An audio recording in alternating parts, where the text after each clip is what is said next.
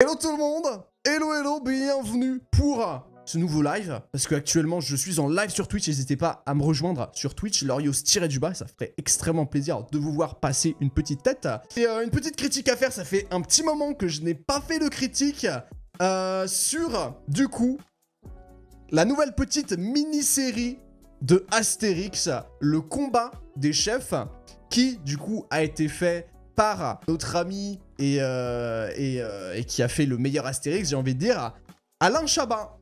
Et les gens, je ne sais pas vous ce que vous en avez pensé, mais c'est très bon. Franchement, c'est très bon. Je pense que je suis pas le seul à le dire ça, mais on ressent déjà la vibe un petit peu du coup de Chabat. C'est vraiment très subtil, il y a des petits trucs d'humour.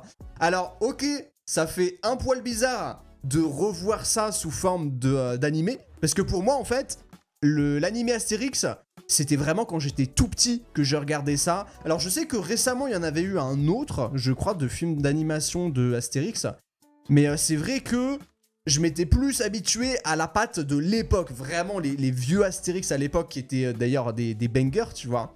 Et donc là, on a une nouvelle patte graphique. Alors personnellement, et tu sais quoi, je vais parler directement des points négatifs avant d'aller vers le positif, parce qu'il y en a quand même quelques-uns, je trouve en tout cas.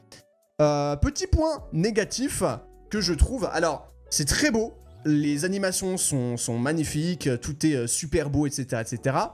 Mais je trouve, et après ça reste que mon avis, je suis pas trop fan de cette patte un petit peu la 3D, un peu peaufinée, qui fait un petit peu un style de Wallace et Gromit, vous savez, genre un peu en pâte à modeler, sauf que là, bon, ça dépasse la pâte à modeler, mais ça a un air, tu vois, et c'est très particulier. Genre, des fois, les environnements sont magnifiques, t'as l'impression que c'est hyper réaliste, et d'un coup, t'as les personnages de Astérix et Obélix qui rajoutent un petit côté un peu bizarre, tu vois, un petit côté... Il y a un truc qui cloche dans le machin, mais bon, tu t'y fais assez vite, donc en vrai, je chipote un petit peu. Ensuite, je dirais que j'ai eu un petit peu de mal avec certaines voix, genre notamment Astérix. Genre Chabat arrive des fois à faire plutôt bien Astérix, le mec qui est courageux, qui est intelligent, machin, et qui porte tout le poids sur son épaule. Mais c'est vrai que il y a des moments où je me dis, ah, ça le fait pas trop, tu vois. Ça fait bizarre. Est-ce qu'il y aurait pas fallu un autre Astérix, tu vois? Et pareil, du coup, pour Panoramix, je trouve que la voix de Panoramix, c'est fait par la voix de Thierry Lhermitte. Et bah, je trouve que la voix ne colle pas, en fait. Je trouve que... Ah, pour moi, Panoramix a une voix vraiment de vieillard. Et Lhermitte, il a pas vraiment cette voix de vraiment le vieillard qui a je sais pas combien d'années, tu vois. Donc ça... j'étais un petit peu mitigé, mais sinon, dans l'ensemble, ça passe plutôt bien les autres voix. Notamment Obélix, fait par Gilles Lelouch. En vrai de vrai, vu que il avait prêté, du coup, son apparence, du coup, pour faire Obélix en film, le film était vraiment très... voilà. Mais là, on parle vraiment de l'animé. Je trouve que la voix passe bien. En vrai de vrai, la voix passe plutôt bien.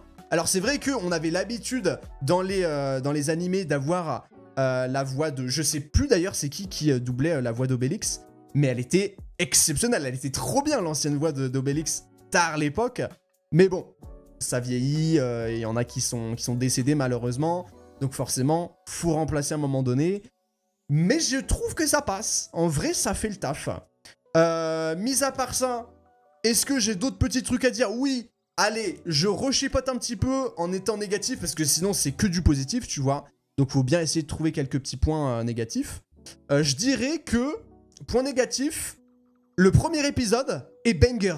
Genre vraiment, le fait qu'on découvre que Obélix est tombé dans la marmite quand il était petit, on l'avait toujours entendu, mais on l'avait jamais vraiment vu. Là, on le voit enfin. Donc c'est assez stylé, en plus c'est plutôt bien fait, tu vois. Alors, certes, il y a quelques petites facilités scénaristiques, mais ça reste plutôt pas mal, je trouve. Vous me direz ce que vous en pensez, je suis très curieux, mais je trouve que c'était bien fait.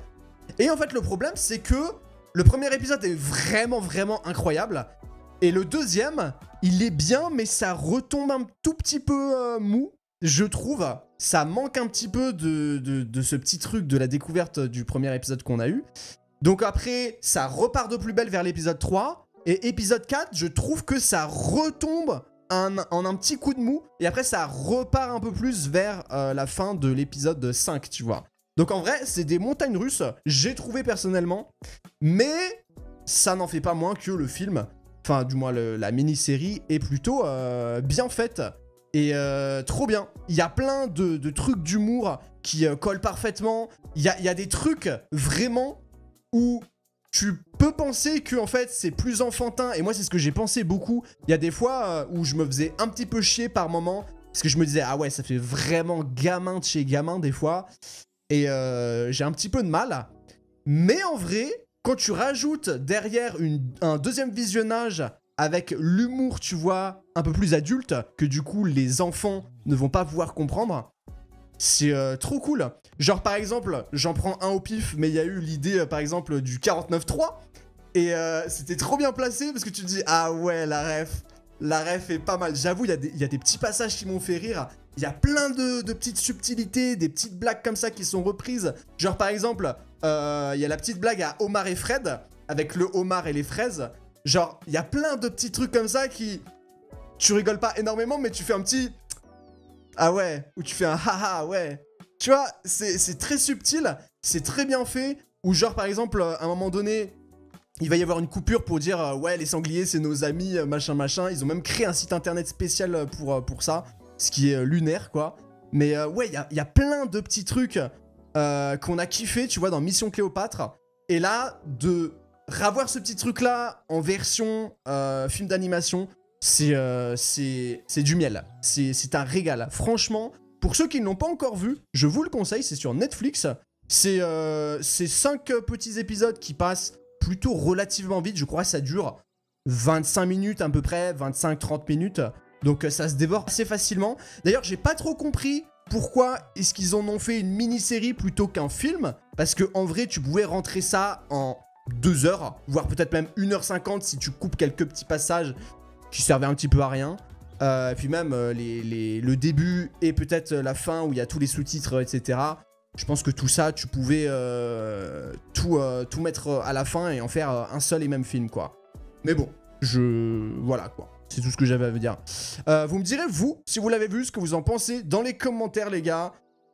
Encore une fois, je suis personne pour critiquer. Ça reste juste mon avis. Donc peut-être que vous le partagez, peut-être que vous le partagez pas. N'hésitez pas à me le dire.